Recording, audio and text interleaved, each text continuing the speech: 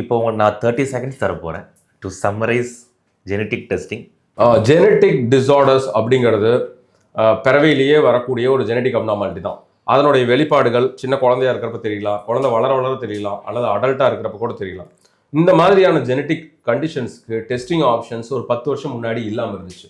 இன்னைக்கு என்ன டெஸ்ட் வேணும்னு கேட்டீங்கன்னாலும் இந்தியாவிலேயே அவைலபிளாக இருக்குது. இந்த டெஸ்டிங் பண்ணுறதோட இம்பார்ட்டன்ஸ் என்ன அப்படின்னா, ஜெனட்டிக் டிஸார்டர் பற்றின தெளிவான ஐடியா ட்ரீட்டிங் ஃபிசிஷியன் கிடைக்கும். இன்னைக்கு இருக்கிறத விட அந்த குழந்தைய கண்டிப்பாக நம்ம இம்ப்ரூவ் பண்ண முடியும். ஜெனட்டிக் டெஸ்டிங் பண்ணால் மட்டும்தான் அடுத்த குழந்தைக்கு இந்த ஜெனட்டிக் ப்ராப்ளம் வர்றதை நம்மளால் கண்டுபிடிச்சு தடுக்கவும் முடியும். இன்னைக்கு இல்லை, என்னைக்காவது ஒரு நாள் ட்ரீட்மெண்ட்னு வர சமயத்தில் இந்த ரிப்போர்ட் தான் அந்த குழந்தைக்கான ட்ரீட்மெண்ட்டை அந்த குழந்தைக்கு பெற்றுத்தரும் அப்படிங்கிறத நம்ம ஞாபகம் வச்சுக்க வேண்டியது இருக்கும். அதனால ஜெனட்டிக் டெஸ்டிங் டாக்டர் சொல்கிறாங்கன்னா தவறாமல் எடுத்துக்கோங்க, அது குழந்தைக்கு ரொம்ப நல்லது. ஸோ இந்த வீடியோவை பார்க்குற பேரண்ட்ஸுக்கு இனிமேல் ஒரு கிளியர் கட் ஐடியா இருக்குமே எனக்கு டெஃபினட்டாக எனக்கு ஃபீல் ஆகுது.